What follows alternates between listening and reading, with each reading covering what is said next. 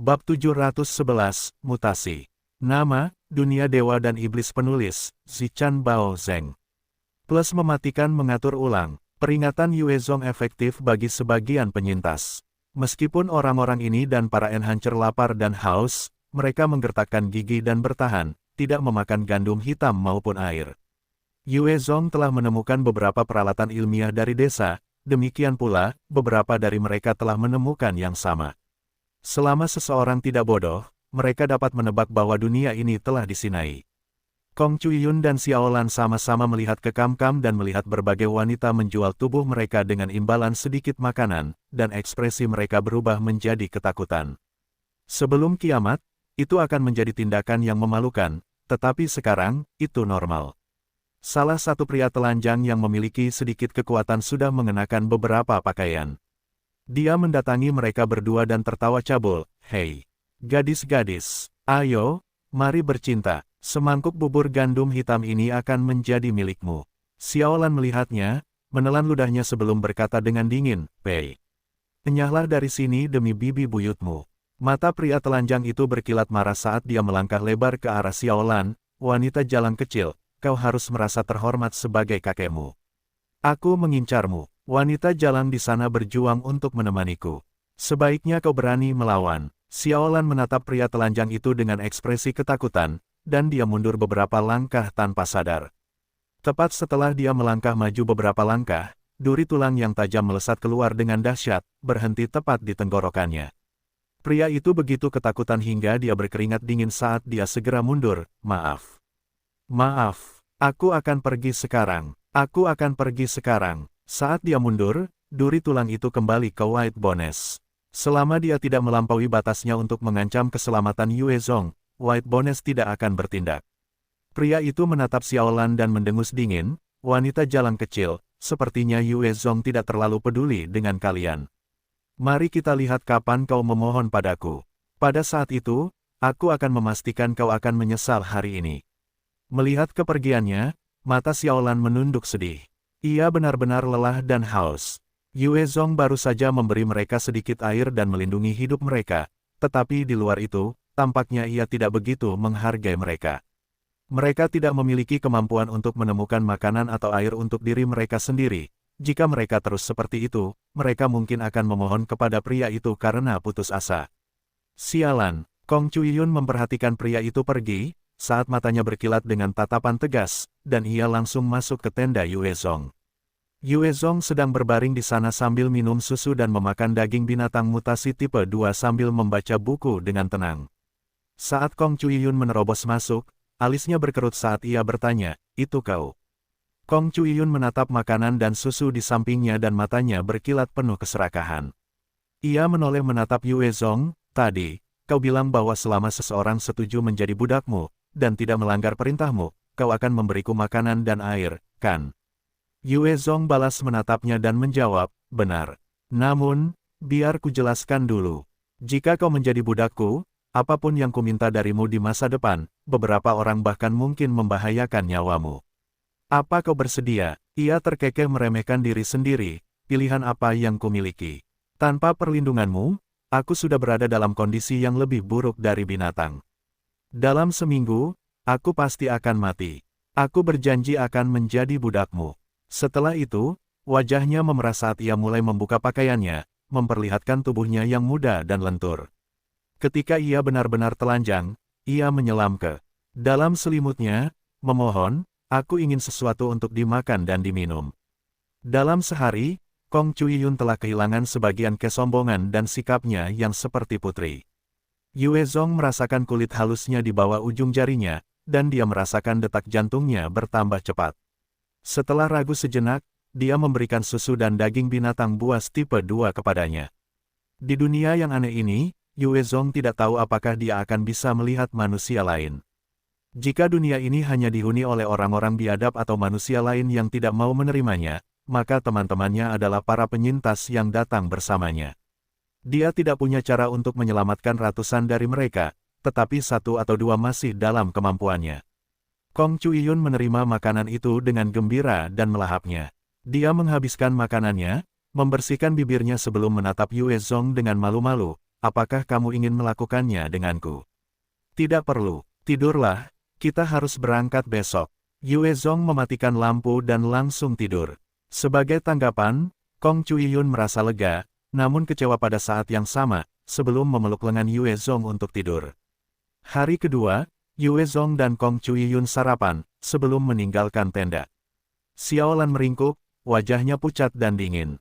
Dia menatap Kong Cuiyun yang berjalan keluar bersama Yue Zong dengan tatapan cemburu dan jijik. Kong Cuiyun menatap Xiaolan dan berbicara dengan nada tinggi, memberinya roti dan air. Lan Lan, kamu pasti lapar. Ambillah ini. Xiaolan menatap roti dan air itu, matanya dipenuhi dengan tatapan rumit saat dia mengucapkan terima kasih, Cuiyun. Xiaolan sangat jelas tentang nilai roti dan air itu, butuh waktu semalam penuh dengan seorang wanita untuk menukarnya. Ah, selamatkan aku, sakit, petik 2 petik 2. Pada saat ini, terdengar jeritan kesakitan dan erangan dari sekelompok orang yang selamat. Yue Zong segera menyerbu ke lokasi mereka. Dia menemukan sejumlah korban yang berlutut di atas kelompok itu sambil memuntahkan darah, menggeliat-geliat di tanah. Mereka berjuang dengan susah payah, dan tampaknya ada sekitar 90 orang. Sekitar 30 orang yang tersisa menatap mereka tanpa daya, hati mereka dingin. Yue Zong menghampiri Furana dan bertanya dengan sungguh-sungguh, apa yang terjadi? Bibirnya sedikit pecah-pecah dan ekspresinya jelek. Orang-orang ini adalah mereka yang minum dari sungai. Sepertinya airnya benar-benar terpancar. Kemarin, Yue Zong sudah memberikan peringatannya, namun, karena rasa haus yang sangat, orang-orang itu telah membuang semua kehati-hatian dan minum dari sungai. Efeknya terlihat sekarang. Yue Zong mengerutkan kening dan menatap para penyintas dengan saksama. Dia memperhatikan seorang penyintas yang tergeletak di tanah dan matanya menyipit.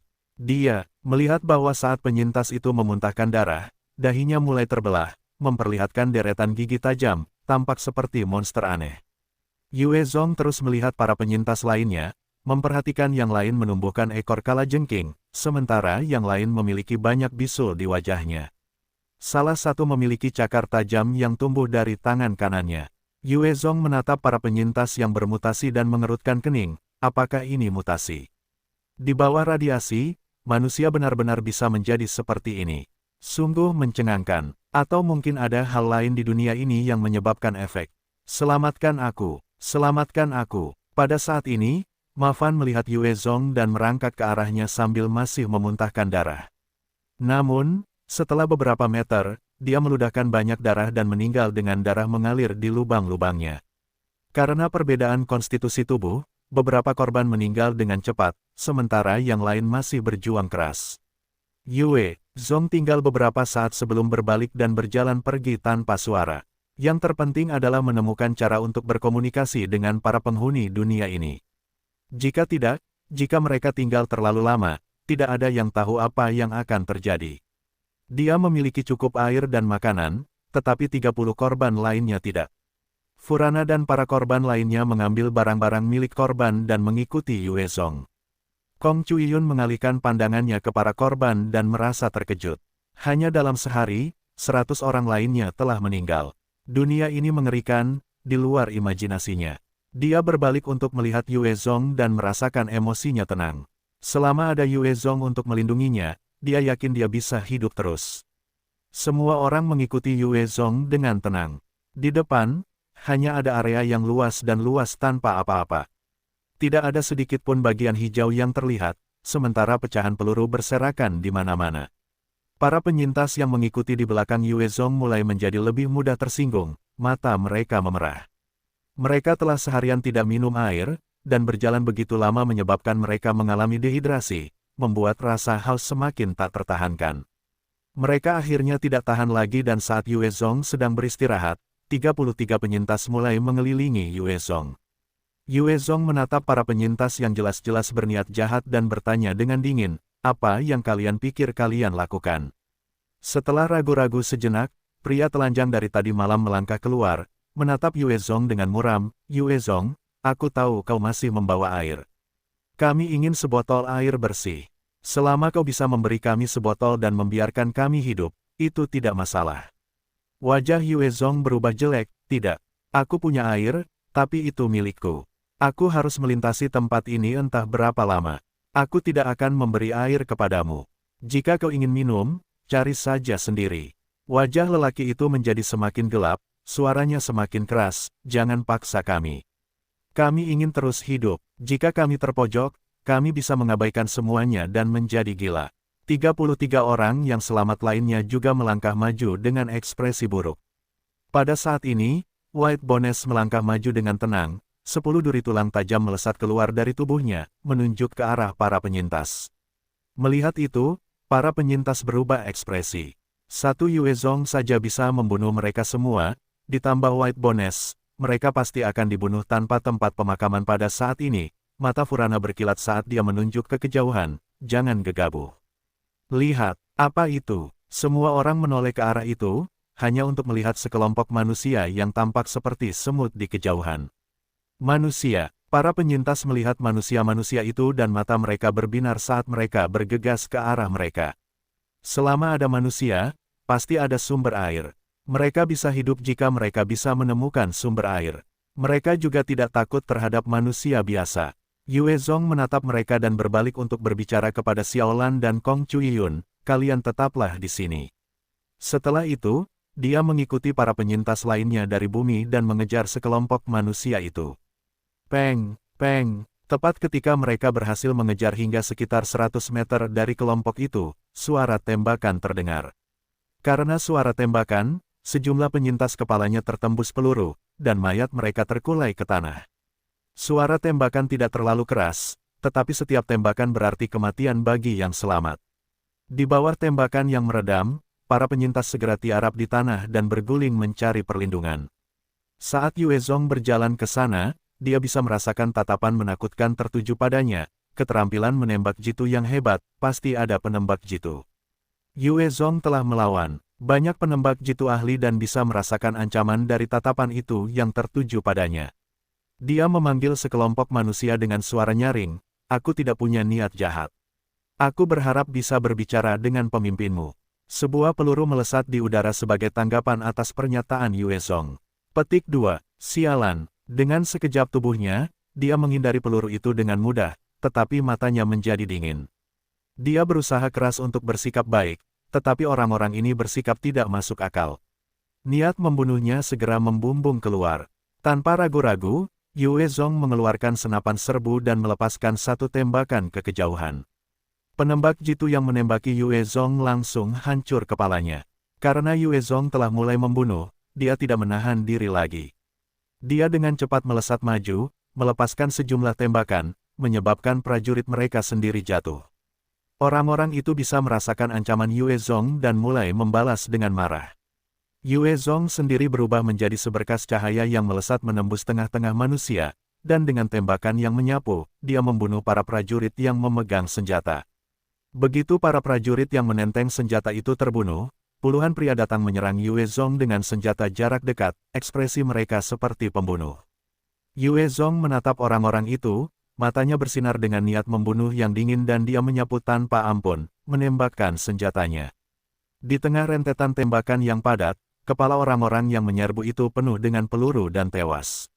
Yue Zong menghabisi para penyerang dengan mudah dan menatap ke arah manusia lainnya. Ia menemukan kelompok itu terdiri dari laki-laki dan perempuan, meskipun warna rambut mereka menarik. Ada yang biru, ada yang emas, ada yang perak, ada yang hitam. Kulit mereka putih, kuning, dan hitam. Semuanya bercampur dan jumlahnya sekitar 100. Mereka menatapnya dengan ketakutan. Seorang lelaki tua berambut pirang tampak ketakutan saat ia menghampiri Yue Zong, berlutut sebelum berbicara dalam bahasa Mandarin yang aneh. Prajurit dewa yang mulia, aku Eipen, patriark kelompok gelandangan ini. Kami telah menyerang Anda dan bawahan Anda tanpa mengetahui lebih baik, mohon maafkan kesalahan kami.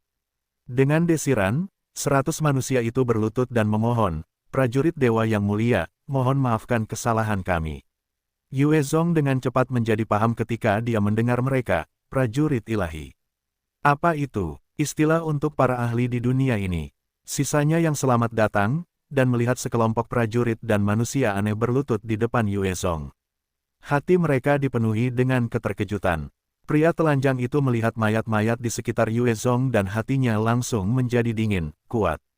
Untungnya kita tidak melakukan apapun sebelumnya, kalau tidak, aku akan mati. Furana menatap Yue Zong, tatapannya rumit, dia benar-benar kuat. Yue Zong melirik Ei Pen, berkata, air, makanan. Pria tua berambut pirang itu melihat ke arah seorang gadis cantik berusia sekitar 11 atau 12 tahun di sampingnya dengan tubuh yang sudah berkembang sepenuhnya dan berkata, Dina, pergi ambilkan air dan makanan untuk prajurit ilahi. Gadis berambut pirang itu dengan cepat masuk ke dalam tenda, dengan hati-hati mengambil semangkuk air bening dan biskuit yang dicampur dengan beberapa zat aneh di depan Yue Zong. Yue Zong melihat ke arah air dan mengeluarkan detektor air untuk menancapkannya. Peringatan. Tingkat radiasi air adalah 4, dan tergolong cukup tercemar. Jika dikonsumsi dalam jumlah banyak, ada risiko mutasi. Yue Zong menatap Ei Pen dengan tatapan membunuh, dengan dingin membentak, ini cukup tercemar, dan kau berani menawarkan ini padaku. Apa kau muak hidup? Ei Pen segera berlutut dan bersujud sambil gemetar hebat, prajurit dewa yang terhormat. Air terbaik yang dapat kita temukan sudah berada pada tingkat radiasi 4. Apapun yang berada pada tingkat 3 dan di bawahnya hanya dapat diperoleh dari kota Red Rock. Ini adalah kualitas terbaik yang dapat kita sediakan. Radiasi tingkat 4 sudah yang terbaik. Yue Zong menatap air, ekspresinya berubah. Ia telah berpikir untuk mendapatkan jatah dan air dari para gelandangan ini. Sepertinya rencananya harus diubah. Yue Zong terus bertanya kepada Ei Pen, apakah kau tahu cara menuju ke kota Red Rock? Ei Pen menjawab dengan takut, aku tahu. Ikuti jalan ini sampai ke barat, dan kau akan sampai di sana. Namun, itu akan memakan waktu sekitar 6 hari. Yue Zong menatapnya dan memerintahkan, bawa aku ke sana. Ei Pen membalas tatapannya dengan hormat, ya. Prajurit dewa yang terhormat. Saat itu, Furana bertanya kepada Ei Pen, bisakah air dengan radiasi level 4 diminum? Ke-33 orang yang selamat juga mendekat, melihat dengan diam. Ei Pen menjawab dengan hormat, bisa. Namun, ada risiko bahaya bagi tubuh. Sebenarnya, selain air murni dan bersih, semua sumber air lainnya memiliki beberapa bentuk radiasi, yang berbahaya bagi tubuh manusia. Hanya saja tingkat bahayanya bervariasi. Tingkat 3 ke bawah dan biasanya paling tidak berbahaya bagi tubuh, sedangkan tingkat 4 ke atas dapat menyebabkan beberapa masalah dan kemungkinan mutasi lebih tinggi. Radiasi tingkat 7 pada dasarnya adalah racun bagi tubuh manusia, begitu seseorang meminumnya, mereka kemungkinan akan mati atau bermutasi. Ei Pen melanjutkan penjelasannya, semakin rendah tingkat radiasinya, semakin tinggi harganya. Di kota Red Rock, secangkir radiasi kelas 3 akan menyebabkan 1 Eagle Yuan. Secangkir radiasi kelas 2 berharga 10 Eagle Yuan, secangkir radiasi kelas 1 berharga 100 Eagle Yuan dan air bersih murni berharga 1000 Eagle Yuan. Yue Zong menimpali, berapa harga senapan yang bisa ditukar di kota Red Rock? Senapan serbu biasa berharga 200 Eagle Yuan di kota, sementara peluru senapan 7,62 mm berharga 10 Eagle Yuan masing-masing. Yue Zong mencatat dalam benaknya asetnya sendiri, bersama dengan lusinan senapan dan ratusan peluru yang diperolehnya dari desa orang-orang biadab. Menukar semuanya hanya akan memberinya beberapa ribu Eagle Yuan. Beberapa cangkir air bersih akan menguras kantongnya. Sekarang dia tahu harga air bersih di sini. Ketika Furana dan para penyintas lainnya mendengar kata-kata Ei Pen, wajah mereka berubah sangat buruk. Mereka tidak memiliki mata uang di dunia ini, jadi bahkan jika mereka berhasil masuk Red Rock City, mereka tidak akan mampu membeli segelas air pun. Salah satu korban tampak muram saat ia meraih semangkuk air dan meminumnya, aku tidak peduli lagi. Jika aku terkontaminasi oleh radiasi, biarlah. Jika orang-orang ini bisa minum, jangan bilang kita tidak bisa. Sisanya juga menunjukkan ekspresi buas, dan berteriak, air. Bawakan kami lebih banyak air. Mangkuk demi mangkuk dibawa ke hadapan para korban, selain beberapa, sisanya semua mulai minum. Mereka telah hampir 2 hari tanpa air, dan tenggorokan mereka hampir kering. Mereka benar-benar tidak peduli dengan radiasi lagi. Ei Pen berbicara dengan hormat, langit mulai gelap, silakan bergabung dengan kami untuk beristirahat malam ini. Yue Zong mengangguk, oke. Para gelandangan ini segera mendirikan kemah, mendirikan tenda-tenda sederhana. Mereka juga mulai mengeluarkan kuali-kuali mereka sementara sekelompok wanita mengisinya dengan air, dan melemparkan beberapa gandum dan biskuit ke dalamnya. Tiba-tiba, wajah para penyintas berubah. Mereka melihat beberapa pria menyeret keluar mayat manusia dari salah satu kendaraan, memotong-motongnya, sebelum melemparkannya ke dalam wajan dan memasaknya. Melihat pemandangan seperti itu, Kong Cui-yun tidak bisa menahan diri untuk tidak menjadi pucat. Xiao Lan menutup mulutnya, menahan keinginannya untuk muntah. Raut wajah Yue Zong tidak lebih baik. Meskipun dia telah membunuh banyak nyawa, satu hal yang paling dia benci adalah kanibalisme. Selama dia melihatnya, dia akan membunuh para pelanggar tanpa ampun. Ei Pen adalah orang yang cerdas, dan ketika dia melihat ekspresi Yue Zong, dia langsung berlutut ketakutan, berkata, "Prajurit dewa yang terhormat. Kami tidak membunuh orang ini. Itu adalah mayat yang kami tukarkan dengan suku gelandangan lain. Kami tidak melakukan pembunuhan." Wajah Yue Zong tampak gelap saat dia bertanya, "Apakah kalian semua memakan ini?" Mata Ei Pen berkilat kesakitan, "Prajurit dewa yang terhormat, kami tidak punya pilihan. Di alam liar ini, hanya ada sedikit makanan. Jika kami tidak memakan ini, kami tidak akan bisa hidup. Kami para gelandangan memang sedikit lebih baik daripada para liar itu, tetapi meskipun begitu, kami tetaplah makhluk rendahan di alam ini.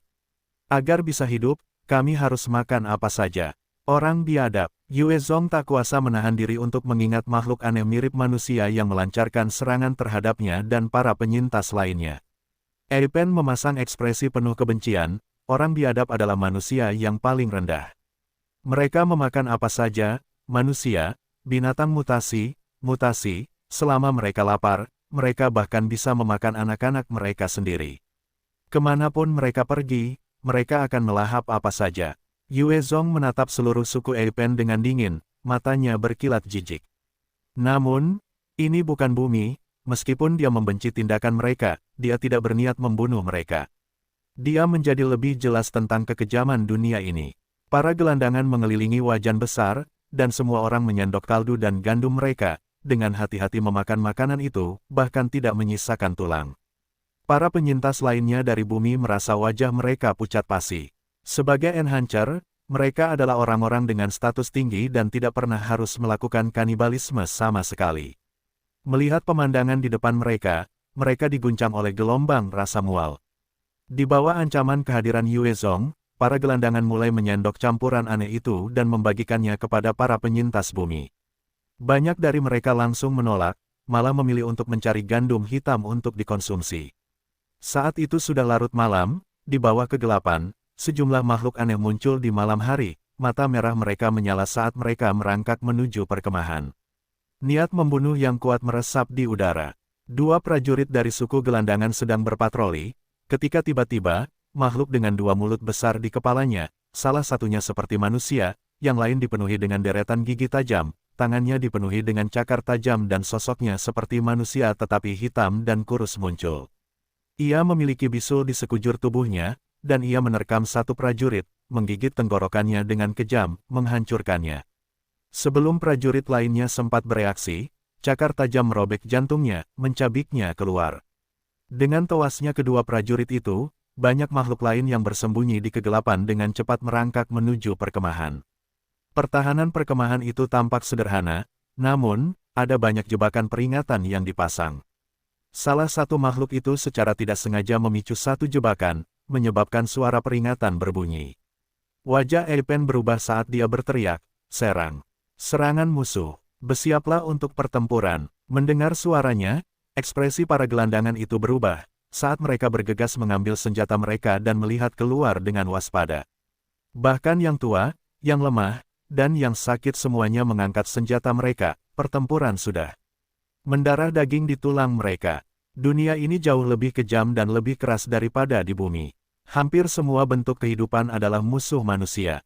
Jika mereka ingin terus hidup, mereka harus bertarung, atau mereka akan mati.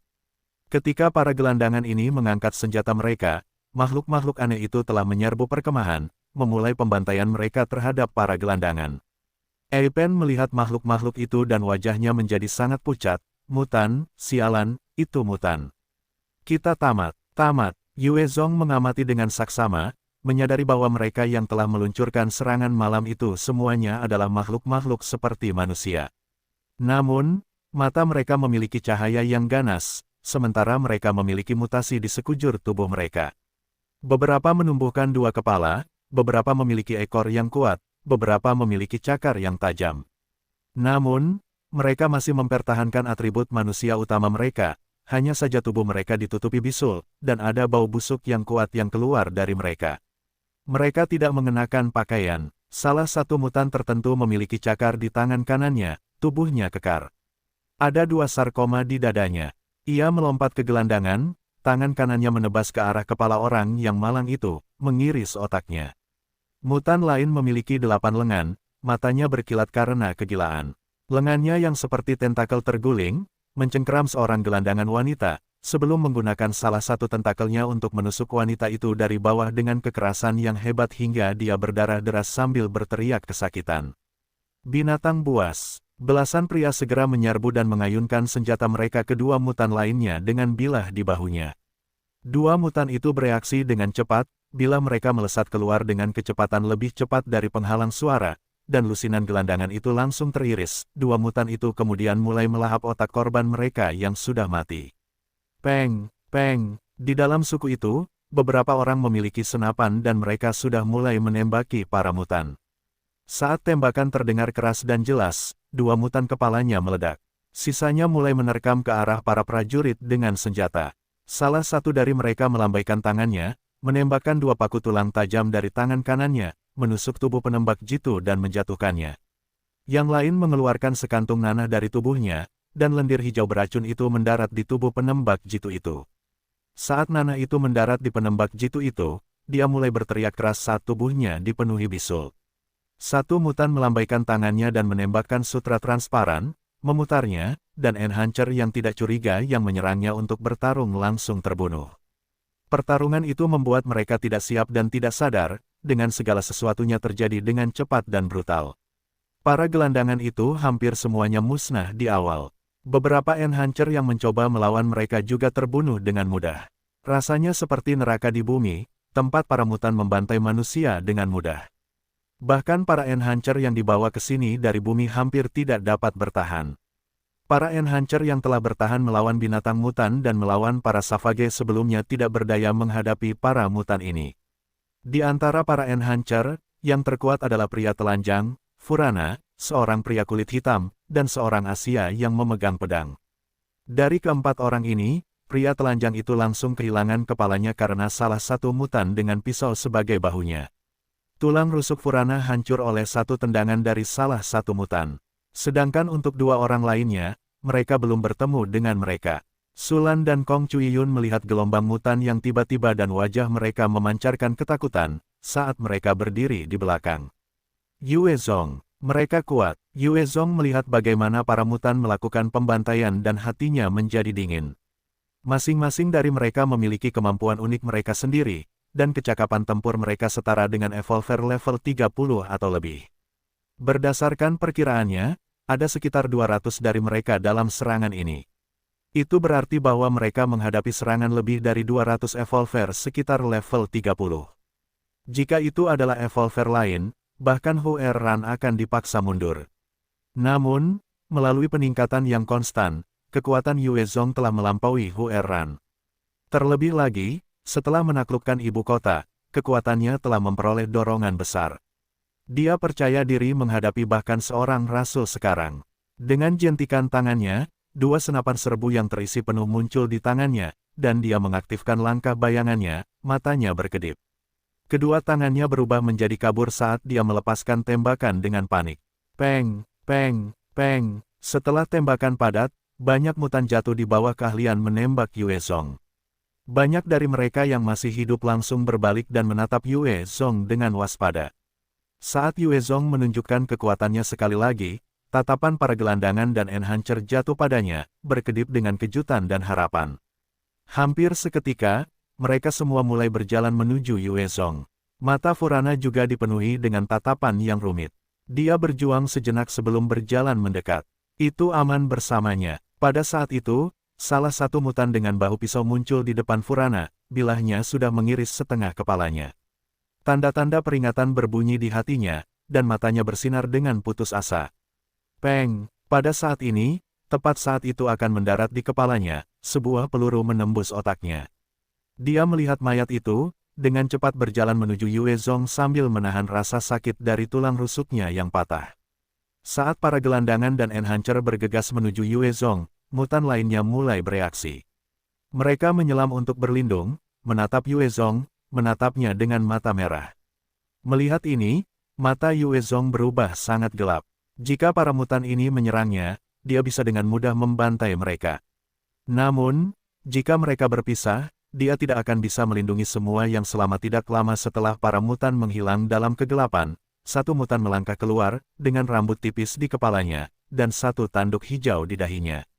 Ia memiliki cakar yang tajam sebagai tangan, dan ada bilah yang tumbuh di setiap celah. Matanya bersinar dengan sinar merah. Ketika mutan itu keluar, jantung Yue Zong berdebar kencang karena rasa bahaya yang kuat bergema di kepalanya.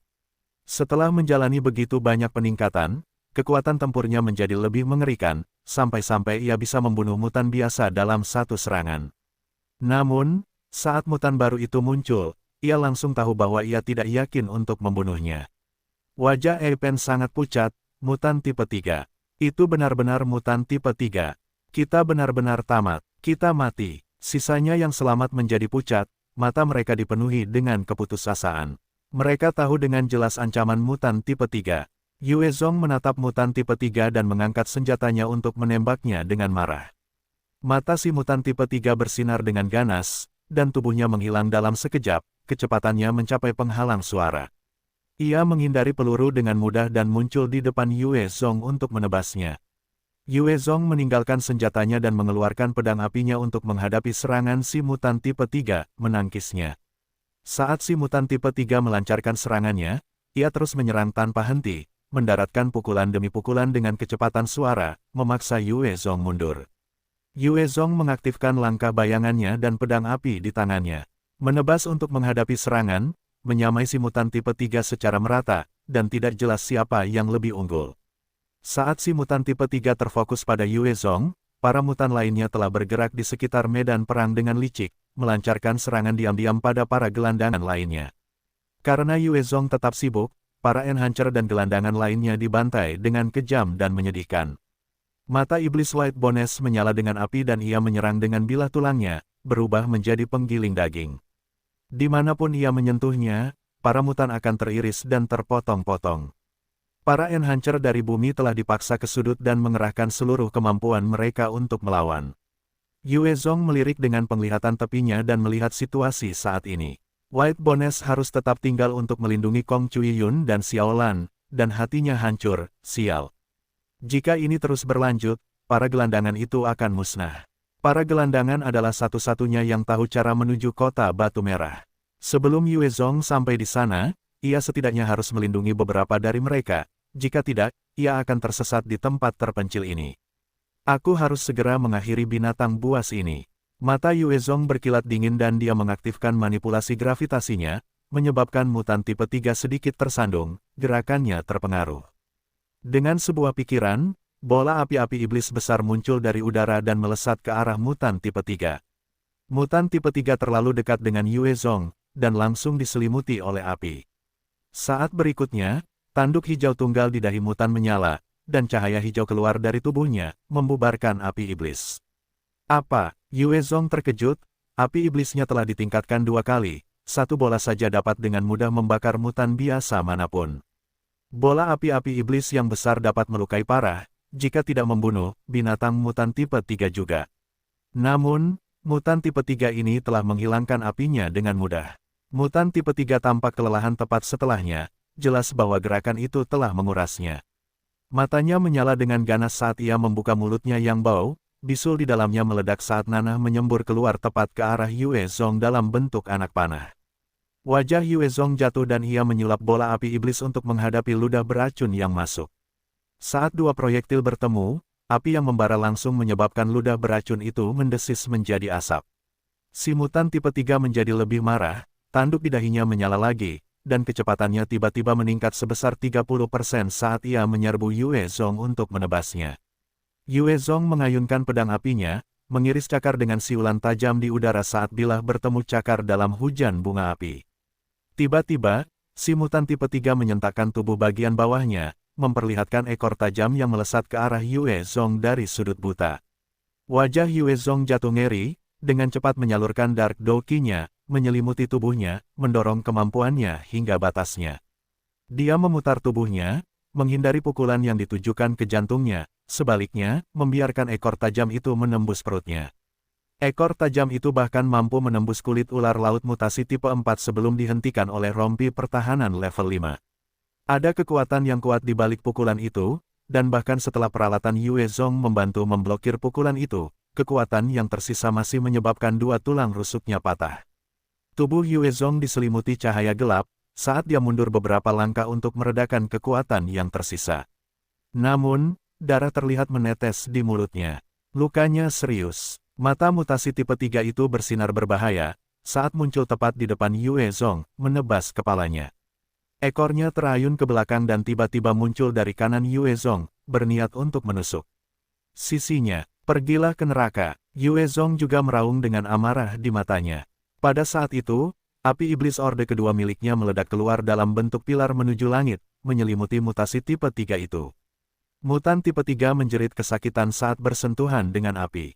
Tanduk di tanduknya bersinar, memungkinkannya untuk melawan dan melompat bebas dari pilar api. Namun, bahkan dengan perlindungan cahaya hijau, rambutnya sudah hangus, dan ada banyak luka di sekujur tubuhnya. Ia tampak sangat menyedihkan. Dengan kilatan pedang, kepala mutan tipe 3 itu terpental dan berguling-guling di tanah. Ketika binatang mutan tipe 3 dibunuh oleh Yue Zong, sejumlah besar energi kehidupan diserap ke dalam jejak dewa dan iblis Yue Zong, memelihara dan memperkuat jiwanya. Selamat, kamu telah memperoleh 10 kekuatan. Di bawah nutrisi energi kehidupan, ada pemberitahuan tiba-tiba di benak Yue Zong. Yue Zong merasa gembira ketika kekuatannya meningkat, benar.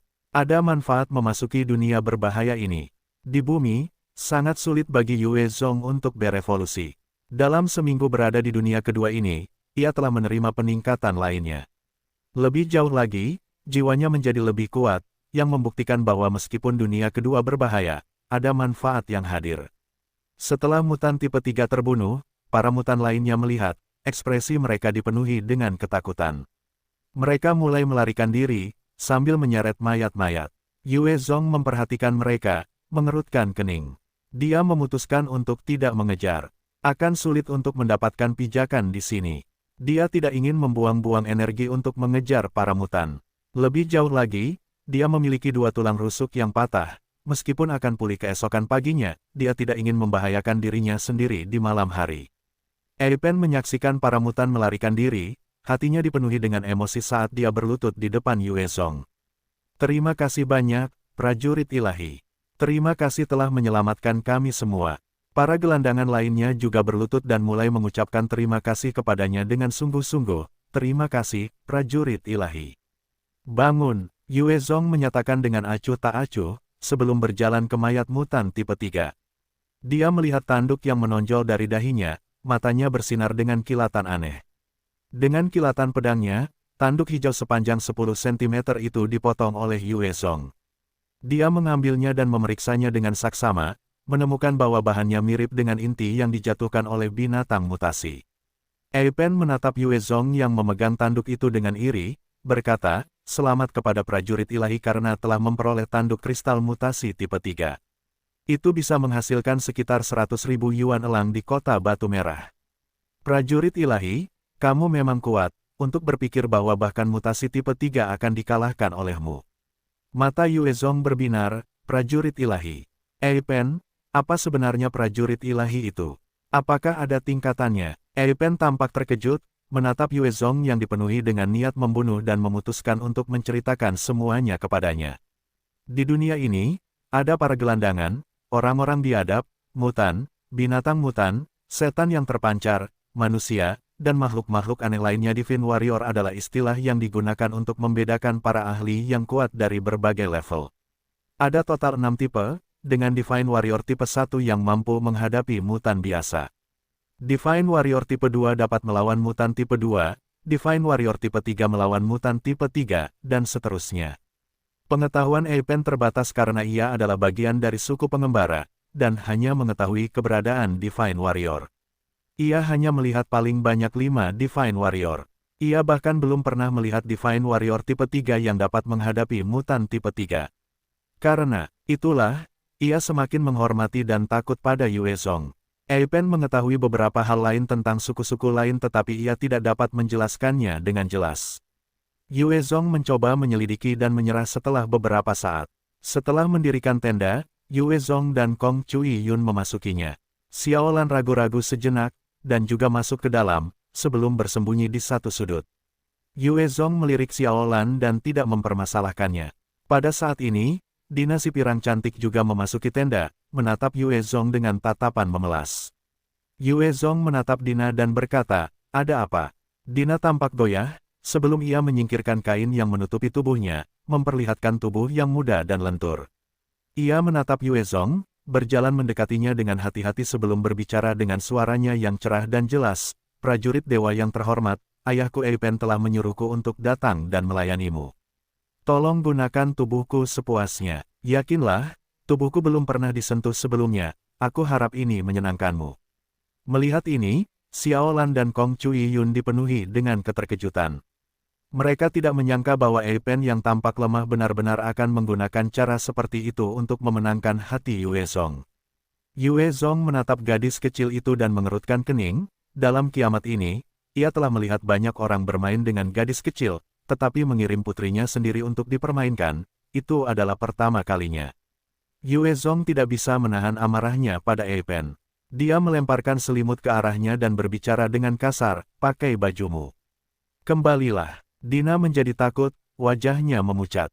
Dia merangkak dan memohon, Tuan, tolong gunakan aku. Jika ayahku tahu bahwa aku tidak menyelesaikan apa yang dia minta, dia akan membiarkan seluruh suku menggunakan aku sebelum menjualku sebagai budak." Dia berlutut di depan Yue Zhong sambil terus memohon dan memohon, "Tolong, aku akan melakukan apa saja. Tolong gunakan aku saja." Wajah Yue Zhong menjadi gelap ketika dia melihat Dina menangis seperti ini. Dia tidak pernah menyangka Ei Pen memiliki sisi seperti ini. Di permukaan, dia tampak lemah dan rendah hati, tetapi dia diam-diam sangat manipulatif dan kejam. Dia bersedia mengorbankan putrinya, dan jika dia tidak mendapatkan keinginannya, dia bahkan akan mengancam untuk menjualnya. Dia mengerutkan kening lebih dalam dan membentak dengan dingin, "Berhentilah menangis." Tubuh Dina bergetar, menyeka air matanya saat dia menatap Yue Zhong penuh harap. Kong Cui Yun berdiri di satu sisi, menatap Yue Zhong seolah ingin mengatakan sesuatu. Namun, setelah mengingat teror para mutan dan mayat-mayat dalam sup, dia menjadi pucat dan tidak bisa mengatakan apapun. Meskipun dia tidak senang jika Yue Zhong memutuskan untuk melakukan apa yang diinginkannya terhadap Dina, jika Yue Zhong benar-benar memilih untuk melakukannya, dia hanya bisa menerimanya. "Ah, apa ini?" Yue Zhong sedang berpikir tentang bagaimana menghadapi Dina, ketika matanya tiba-tiba menjadi cerah dan dia berkata kepada Dina, "Berbaliklah, berlutut dan angkat pantatmu."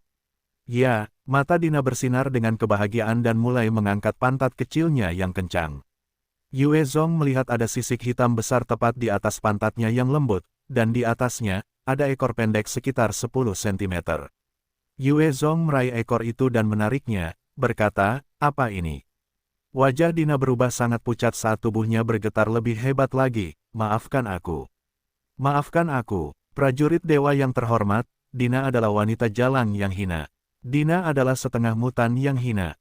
Dia terus gemetar saat dia berbalik untuk menangis dan memohon kepada Yue Zhong, "Dina mungkin adalah setengah mutan yang paling tidak tahu malu, tetapi hanya area pantatku yang bermutasi. Bagian tubuh Dina yang lain baik-baik saja, Dina bukan seorang mutan. Dina bebas untuk kesenanganmu, silakan lakukan apapun yang kau mau pada Dina." Yue Zhong terus memegang ekor kecil itu dan akhirnya mengerti mengapa Ei Pen memperlakukan Dina seperti ini. Karena sebagian dari dirinya mengalami mutasi, Dina sudah dianggap setengah mutan. Dia bukan lagi manusia, atau sepenuhnya mutan, dan karenanya, dikucilkan oleh kedua belah pihak. Bagi setengah mutan yang mengumpulkan sejumlah radiasi, ada dua kemungkinan hasil. Yang pertama adalah kematian, yang kedua adalah berubah sepenuhnya menjadi mutan. Para mutan ini akan menderita siksaan radiasi, rasa sakit yang begitu kuat sehingga mereka mungkin memuntahkan darah. Begitu mereka berubah sepenuhnya, mereka kemudian akan menjadi gila dan membunuh sesama anggota suku mereka. Oleh karena itu, setengah mutan selalu dibenci dan dikucilkan terlepas dari suku tempat mereka berasal. Begitu setengah mutan ditemukan di suatu suku, banyak dari mereka akan ditinggalkan atau dijual kepada para budak. Untuk mencegah mutasi di masa depan, sebenarnya sederhana. Mencegah setengah mutan ini terkena radiasi lebih lanjut.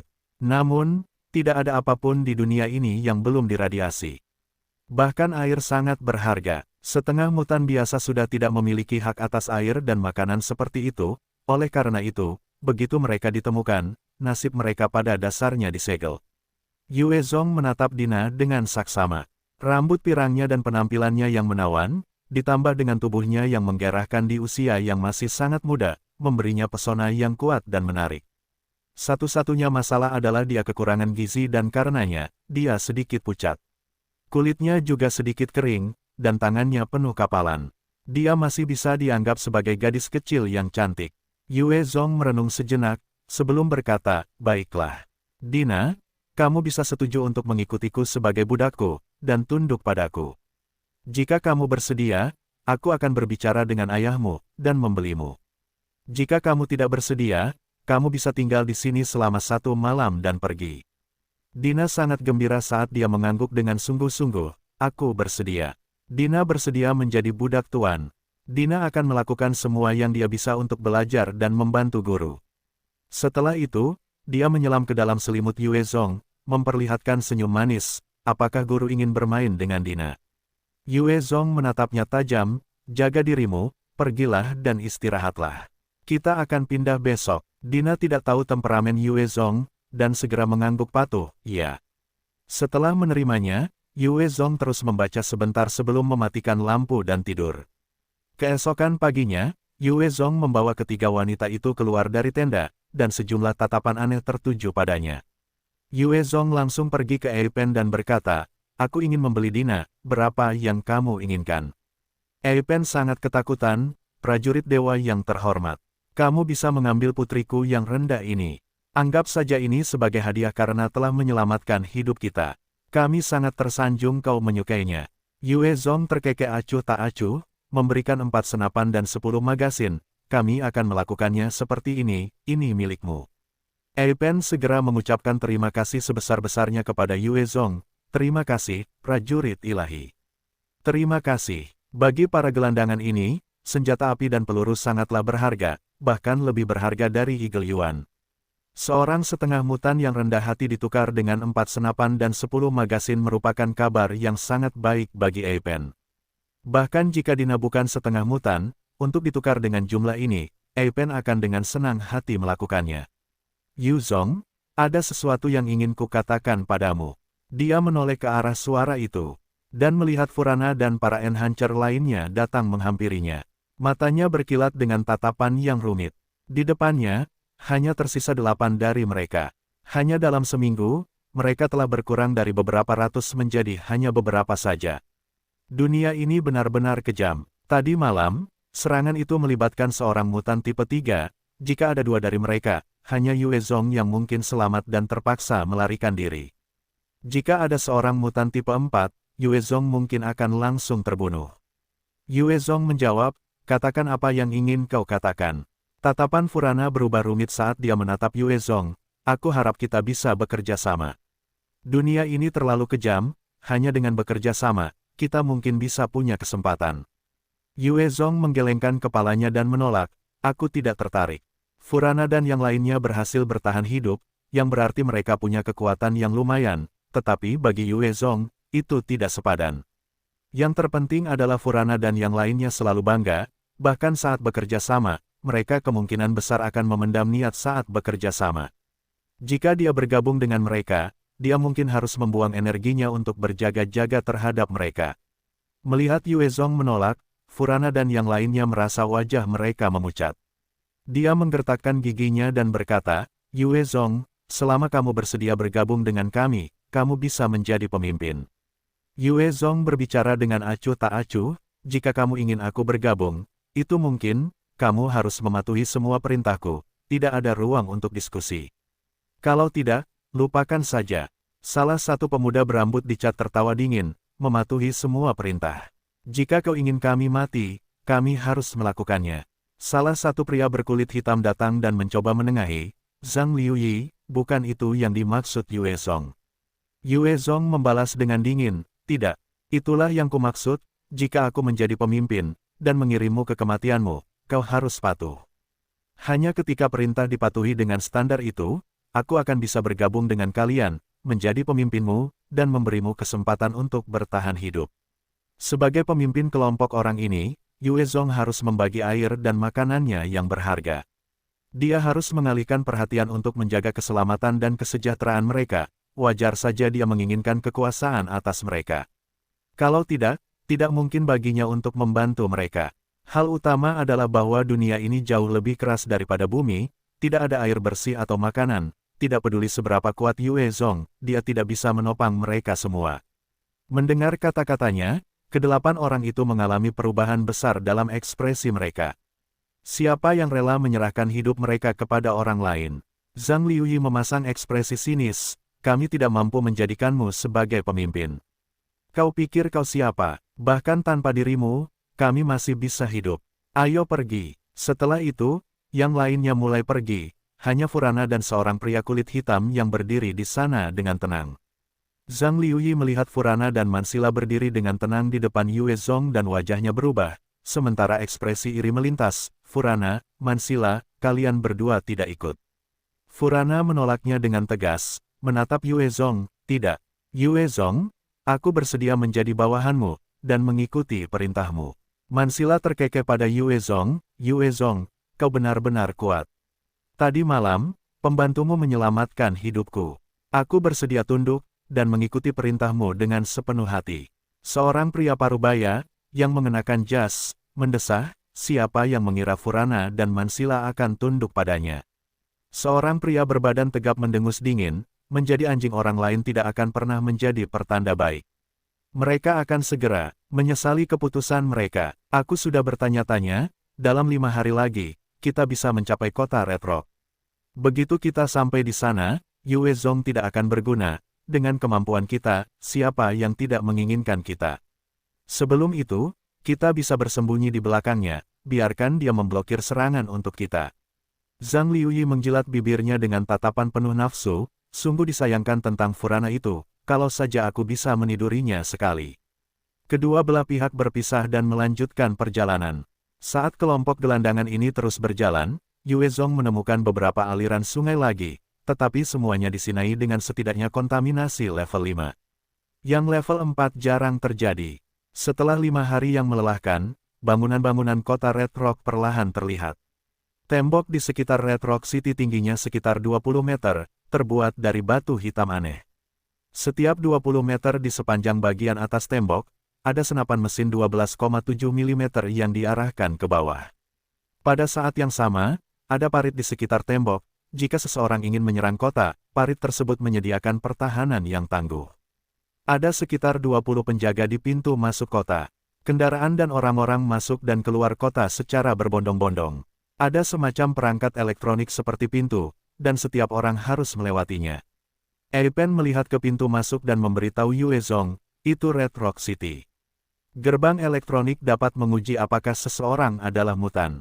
Yue Zong melihat ke gerbang dan mengangguk sedikit, membawa Furana dan yang lainnya menuju gerbang. Karena tidak ada mutan di antara mereka, mereka memasuki kota dengan mudah.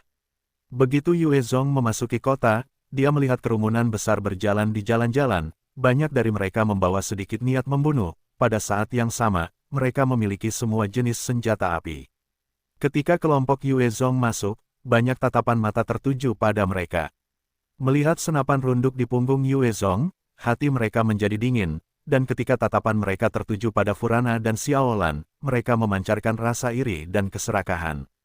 Tepat pada saat ini, 5 pria berseragam hitam berjalan dari pusat kota melihat Furana, dan mata mereka berbinar saat mereka berjalan mendekat. Salah satu dari mereka memiliki bintang emas di kerahnya. Dia menatap Furana sekilas, dan matanya bersinar dengan nafsu. Dia berbicara dengan nada sombong, wanita ini tidak buruk. Aku mengincarnya, beri harga. Mereka yang tidak punya pekerjaan lebih baik enyahlah. Yang lain yang memiliki bintang serupa melihat Dina dan menunjuk, aku mau yang ini. Beri harga. Ketika Eipen melihat 5 pria berseragam hitam ini, wajahnya menjadi pucat saat dia dengan cepat membawa orang-orangnya menjauh dari tempat kejadian. Zhang Liuyi dan yang lainnya juga menyelinap pergi, bersembunyi di satu sudut untuk menyaksikan keributan itu. Semakin buruk keadaan Yue Zong, semakin bahagia perasaan mereka. Ketika Yue Zong mendengar kata-kata itu, wajahnya berubah gelap. Dia terbiasa menjadi satu-satunya orang yang tidak berani disinggung oleh siapapun di Central Plains untuk waktu yang lama. Jika itu di luar, dia akan mengayunkan pedangnya untuk memenggal kepala mereka berdua. Namun, karena mereka adalah orang luar di kota batu merah ini, dia masih tidak yakin dengan dunia ini, dan ini membuatnya lebih berhati-hati.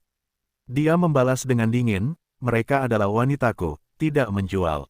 Pergilah, jangan menghalangi jalan. Orang yang menyukai Furana segera menyeringai liar, melambaikan tangannya, wanita-wanitamu. Bagus, bagus. Sepotong sampah sepertimu sebenarnya tidak menginginkan wajah ketika diberikan. Tuan muda ini, aku, Fei Nan benar-benar ingin membayar, itu kehormatanmu. Karena kamu tidak menginginkannya, maka aku, tuan mudamu, akan meniduri mereka di depanmu, dan memotong dagingmu untuk memberi makan anjing-anjing. Tangkap mereka. Fei Nan, wanita itu lumayan. Ayo kita hadapi dia bersama-sama. Haha, ayo kita hadapi bertiga. Aku akan berada di bawah. Anak ini lumayan, aku akan menjemputnya. Lan Nuo, kau menjijikkan, kau suka pria. Haha, petik 2. Kelima orang itu tertawa terbahak-bahak, dan dengan sekejap, mereka menyerang Yue Zong dengan kecepatan 6 kali lipat manusia normal. Mencari kematian, mata Yue Zong berkilat dingin, dan dia mengulurkan tangan untuk mencengkeram kepala salah satu dari mereka. Ketika pria malang itu berhadapan dengan tangan yang tiba-tiba itu, dia terkejut, itu adalah pertama kalinya dia melihat gerakan secepat itu. Setelah mencengkeramnya, Yue Zong melemparkannya ke satu sisi, menyebabkan pria di tangannya menabrak yang lain dengan keras. Kedua pria itu memuntahkan darah saat benturan dan berguling ke satu sisi. Setelah menjatuhkan 2 orang dalam 1 detik, dia menyerang dengan kakinya, menendang yang lain menyebabkan pria itu melayang beberapa puluh meter ke arah temannya. Keduanya terhuyung-huyung sambil memuntahkan darah. Fei Nan menatap Yue Zong dengan ngeri saat dia mundur beberapa langkah, prajurit dewa. Tidak, kau tidak punya jejak, kau bukan salah satu dari mereka. Fei Nan dan yang lainnya adalah prajurit dewa tipe 1 dan sudah menjadi makhluk kuat yang tidak membutuhkan senjata. Namun, dikalahkan dan ditundukkan oleh Yue Zong hanya dalam 2 serangan membuatnya dipenuhi rasa takut. Fei Nan langsung berteriak keras, aku Fei Nan, kapten kecil pengawal langsung kota Red Rock. Jika kau berani menyentuh sehelai rambutku, kota Red Rock pasti tidak akan membiarkanmu pergi. Fei Nan tidak tahu dari mana Yue Zong berasal, oleh karena itu dia memutuskan untuk menggunakan kota Red Rock untuk menekannya. Tatapan Yue Zong dingin saat dia mengeluarkan senapan laras ganda dan meletakkannya di dekat kepala Fei Nan, sambil berteriak, berlututlah. Fei Nan sangat takut pada Yue Zong sehingga dia langsung berkeringat dingin saat lututnya lemas. Dia sangat jelas tentang kekuatan senjata ini. Dengan satu tembakan, seluruh otaknya akan berceceran di tanah. Yue Zong melihatnya berlutut, sebelum dengan dingin membentak, enyahlah. Wajah Fei Nan berubah sebelum dia menggertakkan giginya dan melarikan diri dengan menyedihkan. Yue Zong melihat sekilas ke arah kota, sebelum berbalik untuk menghindar, ayo pergi. Jika bukan karena menjaga Furana dan yang lainnya, Yue Zong pasti sudah lama menembaki Fei Nan. Furana, Xiaolan dan yang lainnya mengikutinya dengan cepat saat mereka keluar dari kota. Setengah jam kemudian, pasukan yang terdiri dari 36 orang berpakaian seragam hitam bergegas keluar dari pusat kota. Pemimpinnya, yang berambut pirang dan tampan, dengan 2 bintang di kerahnya, melihat keempat pria di lantai dan ekspresinya berubah gelap, di mana orang itu. Salah satu dari mereka mengerang kesakitan, Kapten Fran, mereka keluar dari kota.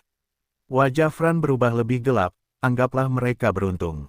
Mereka berani menyerang orang-orang di kota batu merah kita. Mereka benar-benar tidak mengenal kematian. Lain kali aku melihatnya, aku akan memenggal kakinya dan melemparkannya ke dalam kuali. Fran terus bertanya, apa latar belakangnya? Mereka semua saling bertukar pandang. Pada saat ini, Zhang Liuyi dan 5 enhancer lainnya keluar dari tempat mereka sambil tersenyum, permisi, apakah kalian mencari pelaku dari tadi? Aku tahu dari mana mereka berasal. Fran menatap mereka dengan pandangan menghina, meskipun dia tersenyum beberapa saat kemudian. Bagus. Aku Fran, ikutlah denganku. Selama kalian bisa memberitahuku apa yang ingin aku ketahui, aku akan memberimu hadiah. Zhang Liuyi dan yang lainnya bersukacita saat mereka mengikuti Fran. Iya. Yue Zong membawa Furana dan yang lainnya meninggalkan kota Batu Merah, bersembunyi di dalam sebuah bukit kecil yang agak jauh. Setelah meninggalkan tulang putih dan cukup makanan dan air, dia kembali menuju kota Batu Merah. Di dalam kota, ada informasi dan sumber daya penting yang dibutuhkan Yue Zong. Dia harus kembali sekali lagi. Yue Zong telah mempelajari seni penyamaran, dan karena keamanan di gerbang tidak ketat, dia berhasil menyelinap masuk dengan mudah. Di tengah kota Red Rock, terdapat sebuah kastil megah yang tampak seperti istana abad pertengahan.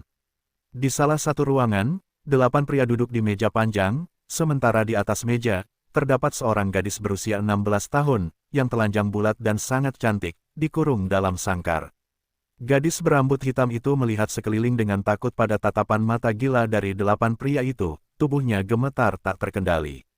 Air matanya jatuh saat ia bertanya-tanya apa nasibnya.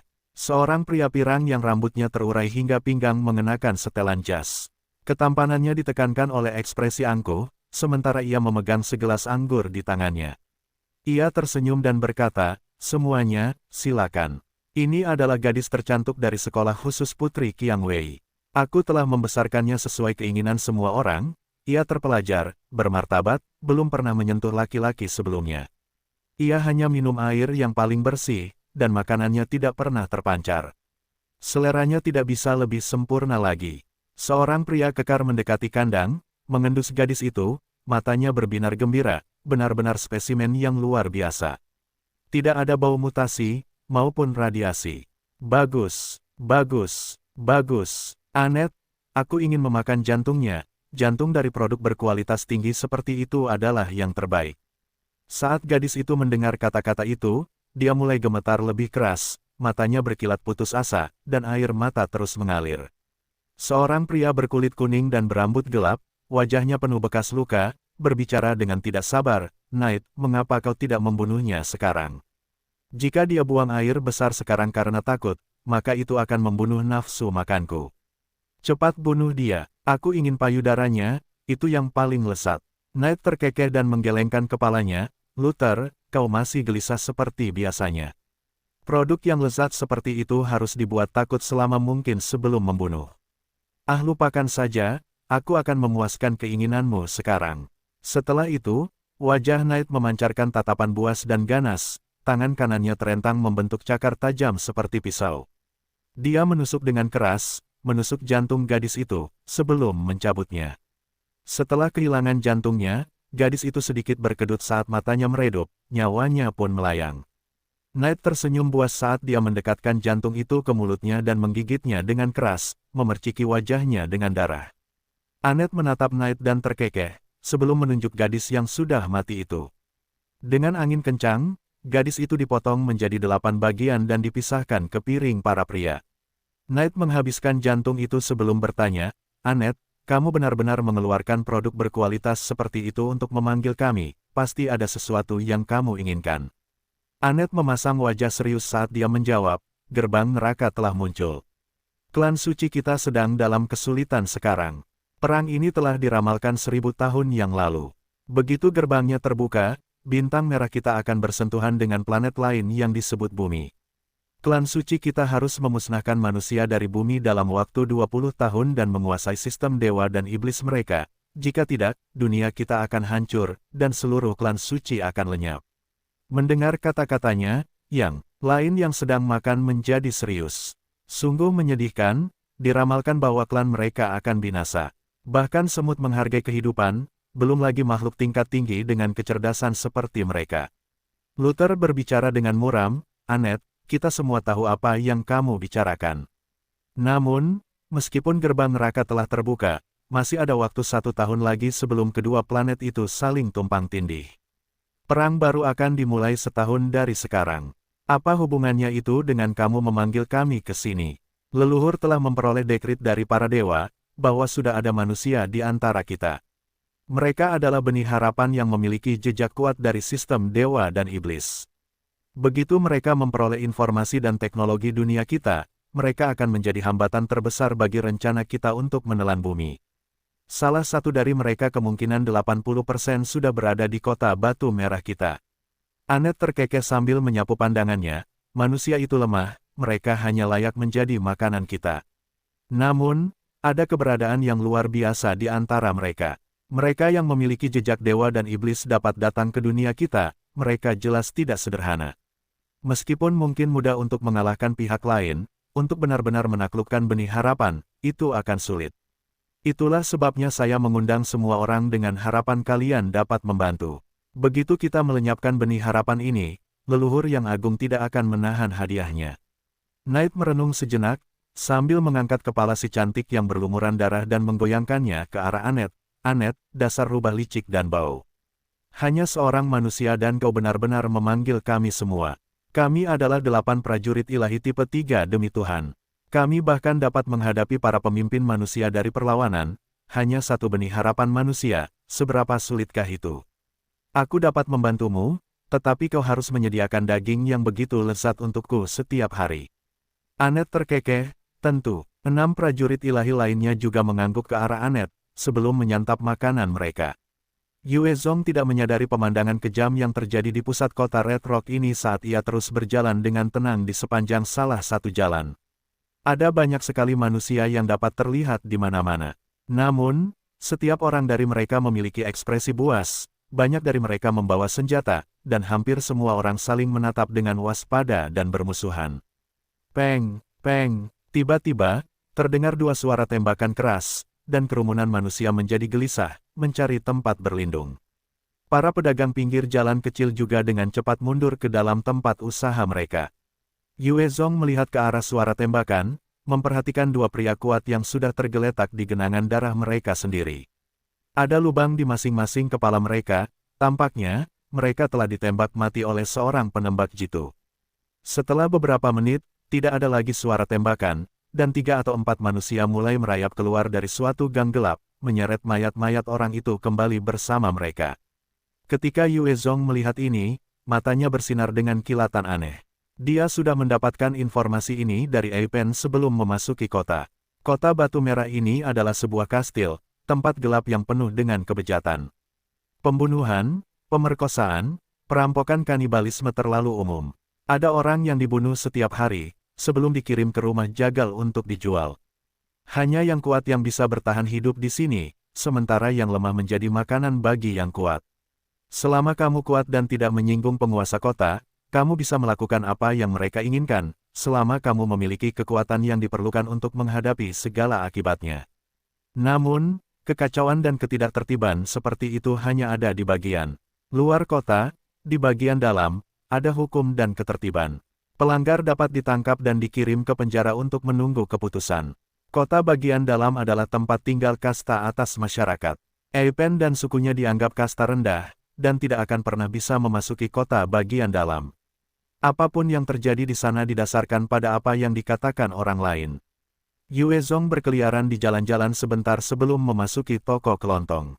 Ketika dia memasukinya, dia langsung melihat banyak senjata jarak dekat dan kulit binatang. Ada juga berbagai macam produk lain yang dimaksudkan untuk membantu bertahan hidup di alam liar. Bos toko itu diam-diam memoles senapan laras ganda di tangannya dan menatap Yue Zong dengan tatapan dingin. Yue Zong menatap pemilik toko dan bisa merasakan niat membunuh yang kuat darinya. Dia bisa tahu bahwa pihak lain juga seorang pejuang yang kuat. Pemilik toko terus menatap Yue Zong tanpa berniat untuk melayaninya. Tidak ada tanda-tanda bahwa dia berniat untuk berbisnis. Yue Zong mengeluarkan Type 3 Mutant Crystal Horn dan berkata, "Saya ingin menjual, apakah Anda menerima ini?" Pemilik toko itu melihat sekilas dan matanya berbinar, 50.000 Eagle Yuan. Sudut bibir Yue Zong terangkat dalam senyum mengejek, 100.000 Eagle Yuan, tidak ada tawar-menawar. Jika Anda tidak menginginkannya, saya dapat membawanya ke tempat lain. Pemilik toko itu tampak marah saat dia menatap lurus ke arah Yue Zong. Dia mencengkeram senapannya erat-erat. Dia mungkin seorang pengusaha sekarang, tetapi dia tidak segan-segan melakukan perampokan. Yue Zong terkekeh acuh tak acuh dan mengeluarkan pedang api untuk diayunkan ke samping. Pemiliknya segera menarik kembali pandangannya saat dia menyerah. Baiklah, 100.000 yuan elang.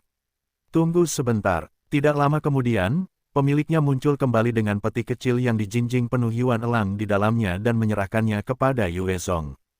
Pemiliknya menatap Yue Zong dan berkata, apakah Anda ingin mencobanya? Saya punya obat tipe 2. Hanya 9.000 dolar. Saya bisa menjamin keefektifannya. Di dunia ini, obat-obatan dan pengobatan telah mengalami kemajuan pesat, dan efek evolusi telah diteliti. Ada 4 tingkat obat evolusi. Obat evolusi tipe 1 dapat memungkinkan seseorang menjadi lebih kuat 1 tahap. Tipe 2 dapat memungkinkan seseorang menjadi 4 kali lebih kuat. Tipe 3 memungkinkan peningkatan 8 kali lipat, sedangkan tipe 4 dapat memperkuat seseorang hingga 16 kali lipat. Banyak prajurit, untuk menjadi kuat, akan bekerja keras untuk mendapatkan uang dan bergantung pada zat-zat tersebut untuk meningkatkan konstitusi mereka. Obat-obatan ini mahal. Tipe 1 berharga 5.000, tipe 2 10.000, tipe 3 100.000 sedangkan tipe 4 berharga 1 juta. Yue Zong menjawab dengan sungguh-sungguh, saya mau 5. Pemilik toko itu mengobrak-abrik mejanya, sebelum mengeluarkan sebuah peti dengan penuh perhatian. Ketika Yue Zong membuka kotak itu, dia melihat 5 botol kecil dan 5 jarum suntik tertata rapi di dalamnya. Di bumi, Yue Zong juga memiliki laboratorium penelitian yang berfungsi penuh, bersama dengan Ouming, ilmuwan yang sangat berbakat itu. Selama dia memiliki produk itu, dia dapat merekayasa baliknya. Yue Zong menutupnya sebelum melanjutkan, apakah Anda punya tipe 3? Pemilik toko itu menggelengkan kepalanya, saya hanya punya tipe 2 di sini.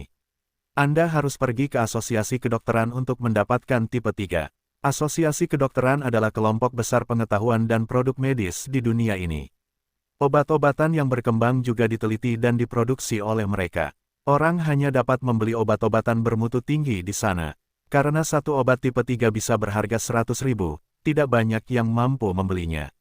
Yue Zong pergi setelah mendapatkan apa yang diinginkannya. Saat dia pergi, dia merasakan sejumlah tatapan dengan niat jahat padanya. Dia terkekeh dingin saat merasakan tatapan itu, melanjutkan perjalanannya. Tiba-tiba, seorang pria berlari keluar dari sudut gelap, mencari kematian. Pupil mata Yue Zong menyempit saat dia melihat belati tersembunyi di balik pakaian si penyerang. Niat membunuh muncul di hatinya, saat dia mencengkeram pergelangan tangan pria itu, mendorongnya dengan kuat. Bilah milik pria itu sendiri dipaksa masuk ke dalam hatinya sendiri. Kecepatan Yue Zong luar biasa cepat. Sebelum pria itu bisa bereaksi, jantungnya sudah tertusuk dan dia jatuh ke tanah. Ada keterkejutan dan kebencian dalam tatapannya saat nyawanya melayang. Setelah membunuh pria itu, Yue Zong berbalik untuk menyapukan tatapan dinginnya ke arah mereka yang memiliki niat jahat. Seketika, mereka menarik kembali tatapan mereka, tidak berani menatap Yue Zong. Dia mendengus dingin dan melanjutkan perjalanannya. Saat dia pergi, 2 bayangan melompat keluar dari gang gelap, menyeret mayat si penyerang yang malang dengan keserakahan di mata mereka. Yue Zong mendorong pintu sebuah bar dan langsung tercium bau campuran kuat asap dan minuman keras. Sejumlah prajurit dengan tubuh kekar dan niat membunuh yang kuat duduk di satu sudut, memeluk seorang pelacur dengan riasan tebal sambil minum dan makan daging dengan keras, tertawa terbahak-bahak. Suasana di dalam bar itu keras dan menggerahkan, saat pria dan wanita menari di lantai, menggoyangkan tubuh mereka satu sama lain. Di berbagai sudut, bahkan ada beberapa prajurit yang berhubungan seks dengan pelacur dengan penuh semangat. Di panggung lain, beberapa wanita seksi dan memikat melilitkan diri di tiang sambil melakukan striptis, membuat para pria yang menonton di bawah bersiul dan bersorak kegirangan. Ada hawa nafsu, narkoba, kekacauan, dan kebejatan yang kuat di bar itu. Yue Zong mengerutkan kening saat dia masuk. Itu meresahkan. Dia tidak terbiasa dengan tempat-tempat seperti itu dan jarang minum, karena dia lebih suka menjaga pikirannya tetap jernih. Di dunia yang berbahaya seperti itu, jika dia tidak berhati-hati, dia bisa mati. Dia tidak ingin kehilangan kepalanya hanya karena dia mabuk. Ketika dia masuk, dia tidak banyak menarik perhatian. Dia langsung berjalan ke bar dan berkata, berikan aku segelas air bersih kelas 0. Saat kata-kata itu keluar, semua tentara bayaran dan pelacur sensual menghentikan apa yang mereka lakukan dan menatap Yue Zong. Segelas air murni dan bersih bernilai 1.000 yuan. Harga seperti itu adalah harga yang bisa diperoleh pelacur cantik hanya dengan menjual tubuhnya selama 5 hari. Tidak ada yang pernah memesan gelas seperti itu sebelumnya di bar ini. Mereka hanya akan menikmati bir iradiasi dan bir malt. Tatapan mata bartender itu berkedip saat dia menjawab, "Tamu, segelas air putih harganya 1.000. Karena itu, kami harus menerima pembayaran terlebih dahulu." Yue Zong mengeluarkan setumpuk uang kertas tebal dan berbicara dengan acuh tak acuh, "Apakah ini cukup?" Bartender itu segera mengambil 10 uang kertas dan pergi untuk mengambil air. "Cukup. Cukup." Seorang wanita cantik dengan rambut perak dan tubuh yang menggerahkan segera menghampiri Yue Zong dan tersenyum malu-malu. "Hai, tampan. Tidakkah kau akan mentraktirku minum?" Yue Zong meliriknya dan terkekeh, mendorong setumpuk Eagle Yuan di depannya. "Bagus. Aku punya pertanyaan, selama jawabanmu memuaskanku, ini milikmu. Kau boleh minum apapun yang ingin kau minum." Motifnya datang ke sini bukanlah untuk mencari kesenangan dalam kejahatan. Dia membutuhkan seseorang untuk memberinya kecerdasan. Eipen tidak jelas tentang hal itu karena dia seorang gelandangan dan hanya tahu hal-hal umum. Dia membutuhkan gambaran yang lengkap sebelum dia dapat merencanakan. Langkah selanjutnya, wanita itu menatap Yue Zong dengan tatapan aneh dan dengan cepat memasukkan uang tunai ke dalam tas kecilnya, sebelum tersenyum pada Yue Zong, "Tidak masalah. Aku pasti akan membuatmu puas." "Oh benar, namaku Lisa." Yue Zong terkekeh, "Namaku Yue Zong." Tepat pada saat ini, 4 tentara kekar mendatangi Yue Zong. Salah satu dari mereka memiliki kumis besar, dan dia memiliki pandangan penuh nafsu ketika dia melihat Lisa. Dia berjalan ke Yue Zong dan menggeram, "Anak terkutuk, lebih baik kau pergi dari sini, jika tidak, ayahmu akan kuhancurkan bola-bolamu." Lisa melihat dan segera memperingatkan Yue Zong, "Yue Zong, dia Agassi, pemimpin tentara bayaran serigala perak. Dia setara dengan prajurit ilahi tipe 1. Dia pernah sendirian membunuh 20 orang yang mengelilinginya." Agassi meraih segepok Eagle Yuan dengan sikap arogan dan mendominasi saat melemparkannya ke Lisa. "Nak, Lisa bukanlah seseorang yang sampah sepertimu seharusnya sentuh.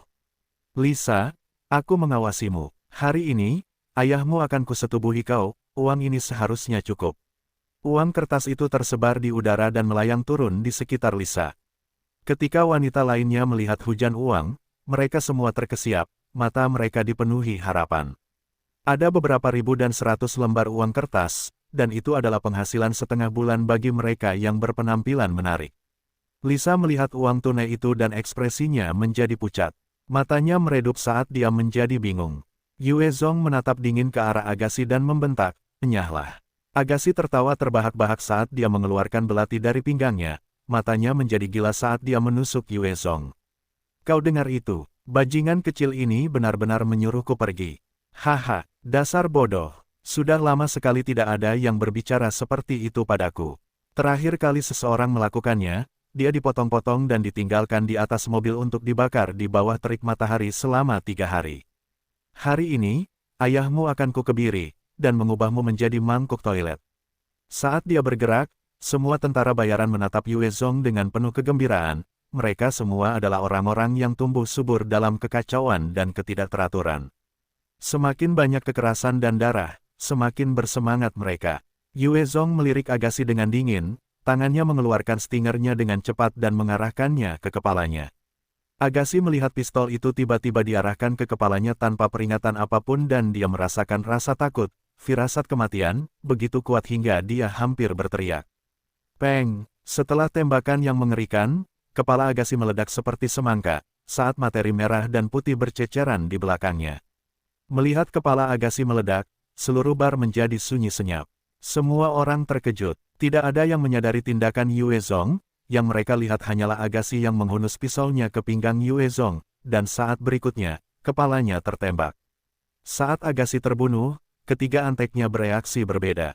Satu orang langsung kabur, satu lagi berdiri di sana, ketakutan, tidak bergerak. Yang terakhir merogoh dadanya sendiri. Peng, peng, menembak pelan 2 kali, 2 dari mereka langsung terbunuh, hanya menyisakan satu yang tetap tertegun. Ketika tatapan Yue Zong beralih ke antek terakhir yang tersisa, orang itu langsung berlutut dan mulai memohon, "Tuan, ampuni aku, aku tidak ingin mati, aku Runi, aku bersedia melakukan apapun untukmu, tolong ampuni aku." Yue Zong menatap Runi dan menjawab dengan lembut, baiklah. Aku akan mengampunimu. Runi langsung bersujud dengan deras. Terima kasih, Tuan. Terima kasih, Tuan. Lisa melihat semua ini dan memiliki pandangan aneh di matanya. Kuang Lang. Setelah kaca pecah, 6 orang berseragam hitam menyerbu masuk. Dengan satu bintang emas disematkan di kerah baju mereka. Tatapan mata pemimpin itu beralih ke Lisa dan dengan dingin membentak, kau Lisa. Lumayan, ikut kami. Saat mereka muncul, semua tentara bayaran dengan cepat berlari ke satu sudut, tidak mau mendekati mereka. Para penjaga kota adalah otoritas terkuat, dan para tentara bayaran ini tahu bahwa tidak akan terjadi apa-apa pada mereka bahkan jika mereka membunuh para tentara bayaran itu. Namun, yang terjadi sebaliknya. Para tentara bayaran itu akan diburu dan dibunuh jika mereka mencoba menyerang mereka. Lisa yang memikat itu menatap ke arah 6 penjaga kota dan tatapan aneh melintas di matanya. Dia mengeluarkan 2 pistol dari kakinya yang indah dengan mudah dan melepaskan tembakan ke arah mereka. Dasar jalang, beraninya kau menyerang kami. Mencari kematian. Pemimpin penjaga itu tertawa dingin, dan dengan gerakan pergelangan tangannya, sebuah perisai kecil seukuran telapak tangan muncul di tangannya, yang memancarkan lapisan cahaya, menyelimuti sisanya. Peluru-peluru itu mendarat di perisai itu dan terpantul, tanpa menyebabkan kerusakan apapun. Pemimpin penjaga itu kemudian menyapu pandangan dingin ke sekeliling bar, memerintahkan sekelompok bajingan rendahan. Karena dia berani menyerang kita, selain menangkap Lisa hidup-hidup, bunuh saja mereka semua. Ya, Kapten Red. Kelima penjaga itu menjawab serempak, sebelum mengeluarkan senapan mesin yang kuat dari seragam hitam mereka, dan mengarahkannya ke seluruh orang di bar. Detik berikutnya, senjata yang kuat itu meletus dalam rentetan peluru, menyapu seluruh bar. Para tentara bayaran dan pelacur itu jatuh di tengah teriakan dan erangan, tubuh mereka tercabik-cabik. Bar itu segera diselimuti darah dan peluru. Tidak ada cara untuk menghindari peluru, bahkan jika seseorang bersembunyi di balik meja kasir atau sofa, mereka akan terkoyak setelah beberapa detik di bawah tembakan yang menakutkan itu. Kami tidak bersalah. Mengapa kau melakukan ini? Petik 2. Petik 2. Beberapa tentara bayaran berteriak, tetapi penjaga kota tidak berniat untuk menanggapi. Mereka terus mengoperasikan senapan mesin mereka, mencabik-cabik korban-korban malang itu. Seorang tentara bayaran memiliki ekspresi buas saat dia berteriak, bunuh mereka. Semuanya, serang bersama. Selama kita membunuh mereka, kita memiliki kesempatan untuk hidup. Penjaga kota itu menatap tentara bayaran itu dengan tatapan seolah-olah dia sedang melihat sampah, sebelum mengarahkan senjatanya ke arahnya, hanya berdasarkan padamu sampah. Pergilah ke neraka. Dengan semburan api, tubuh bagian atas tentara bayaran itu langsung tercabik-cabik, darah dan daging berceceran di mana-mana. Saat Yue Zong menyaksikan pembantaian yang mengerikan itu, matanya berkilat, orang-orang ini benar-benar terlalu kejam. Ini adalah pertama kalinya dia bertemu dengan karakter yang tidak masuk akal seperti itu.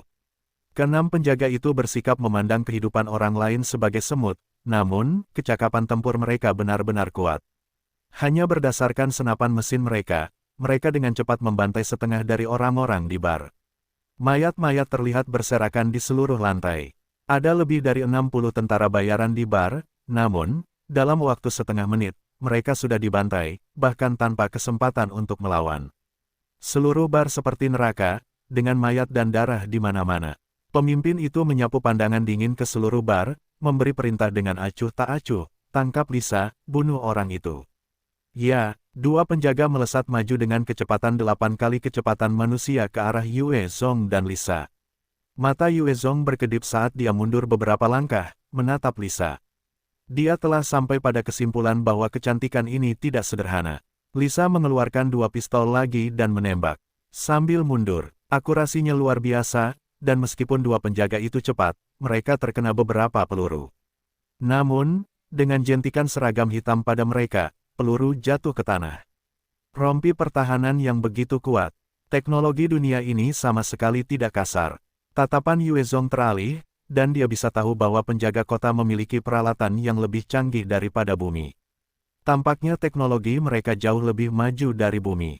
Salah satu penjaga mendekati Yue Zong dalam hembusan angin, sebelum menebas dengan pisau ke arah jantungnya. Yue Zong terkekeh dengan merendahkan diri, mengeluarkan stingernya dan menunjuk ke kepala penjaga kota, sepertinya aku telah menjadi karakter sampingan yang menjadi sasaran beberapa sampah.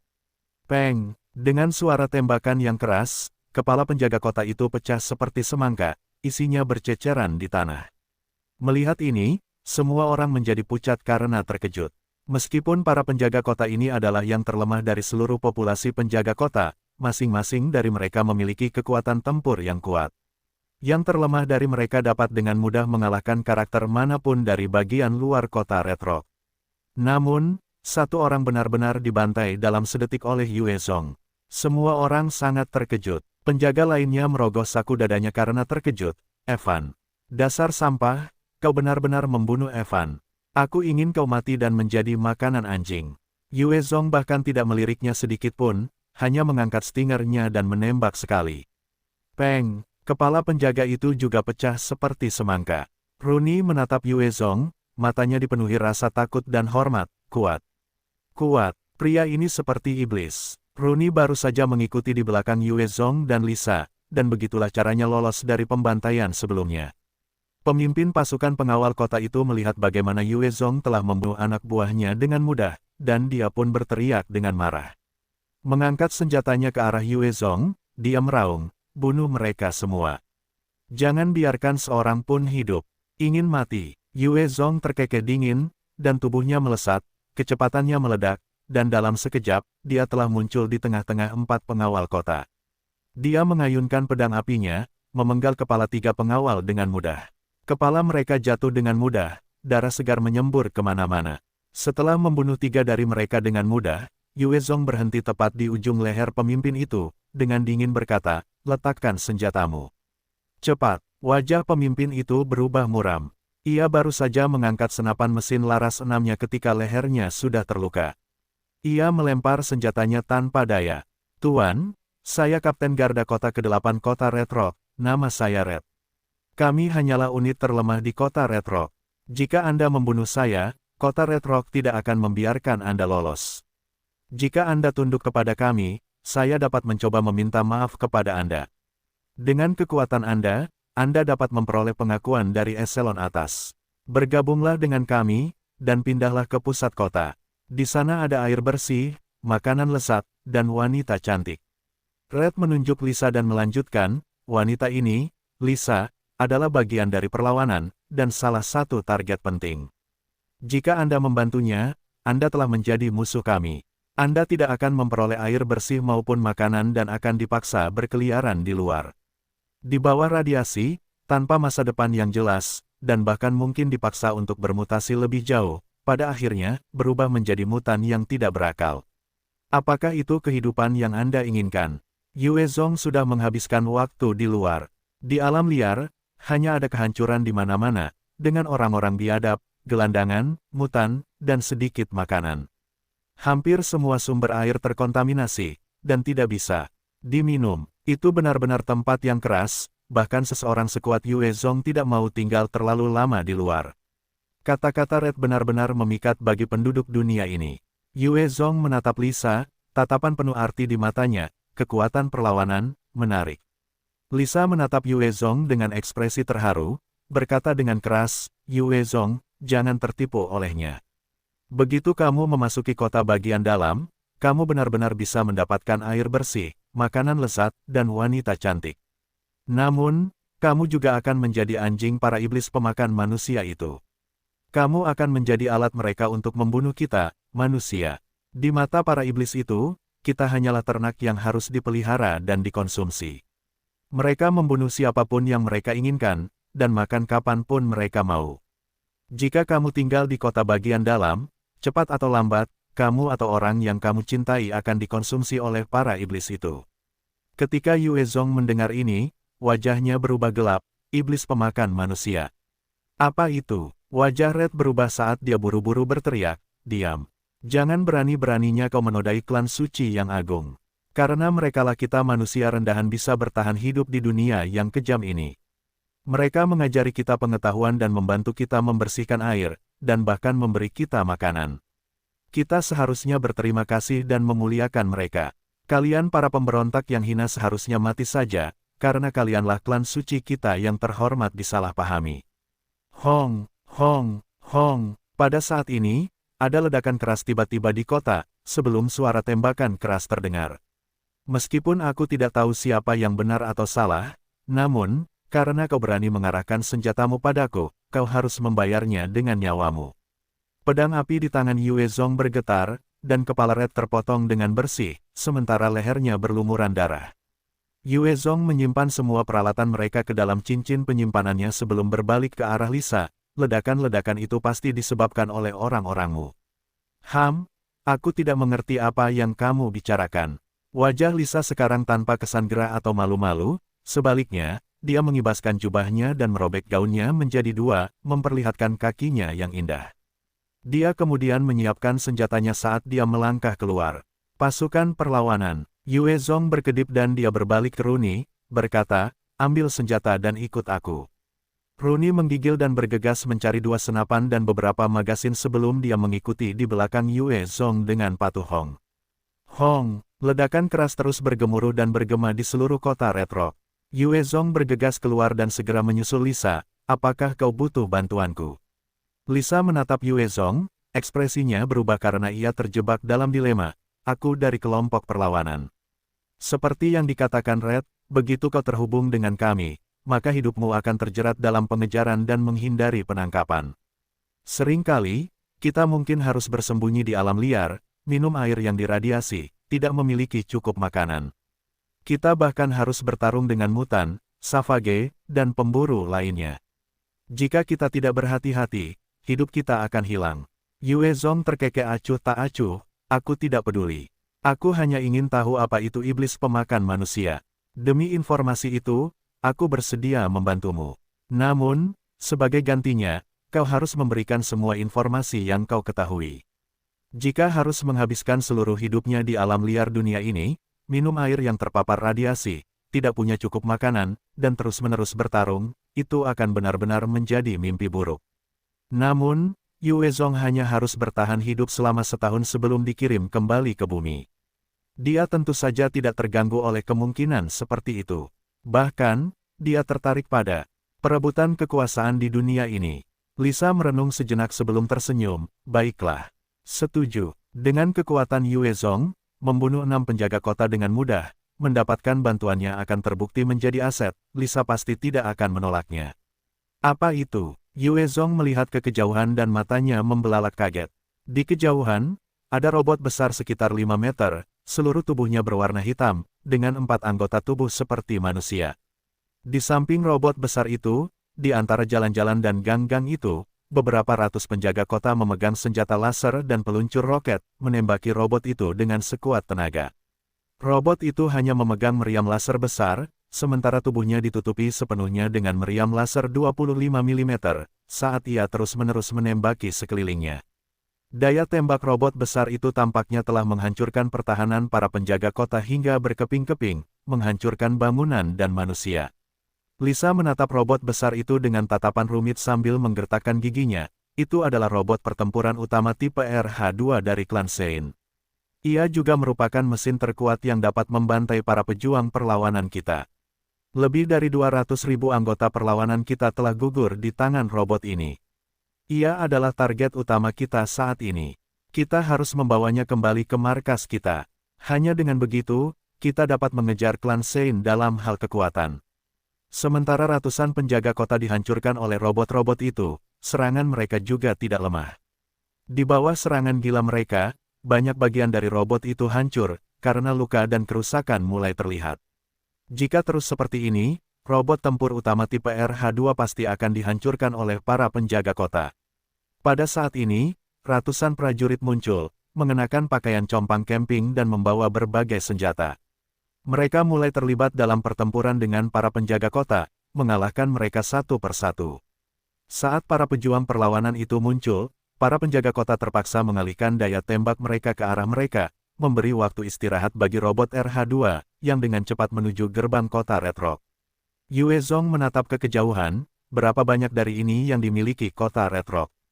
Jika kota itu memiliki lebih dari 10 dari ini, Yue Zong hanya bisa memilih untuk mundur. Lisa menyingkirkan rambut peraknya dari wajahnya, ekspresinya serius, jumlah pastinya tidak jelas, tetapi seharusnya hanya ada sekitar 8. Robot RH-2 adalah sesuatu yang baru saja diproduksi oleh klan Sein.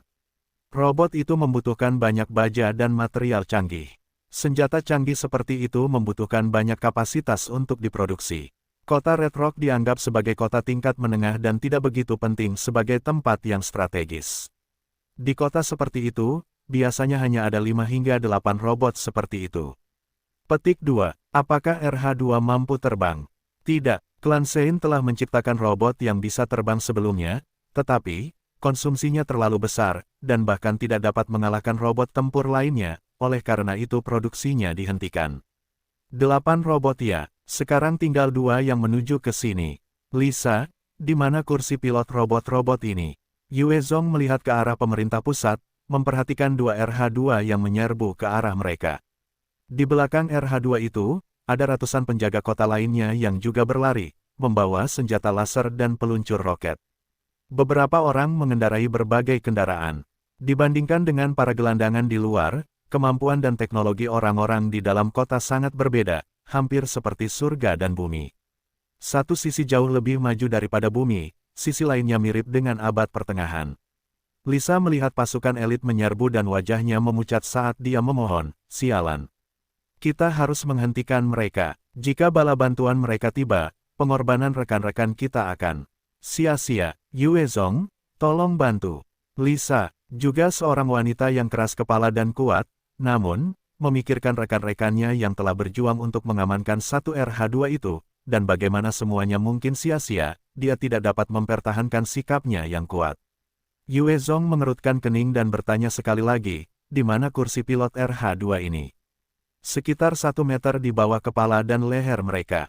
Bagus, tunggu kabarku. Yue Zong tertawa ringan, dan meraih senapan mesin 6 laras, menyerbu ke arah salah satu pasukan bala bantuan kota Red Rock. Dalam sekejap, Yue Zong telah muncul di depan mereka, dia mengangkat senjatanya dan mulai menembaki pasukan itu. Senapan mesin 6 laras itu meledak, saat hujan peluru yang mengerikan menyelimuti unit infanteri mekanis.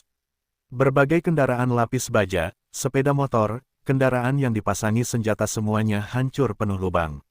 Para prajurit di dalamnya juga tercabik-cabik. Hanya lambung paduan RH-2 yang dapat menahan pertahanan senapan mesin, karena peluru hanya menyebabkan sedikit penyok di baju besi. Ada kilatan mata elektronik robot, saat senapan mesin muncul dari tubuh mereka, menembaki Yue Zong dengan liar.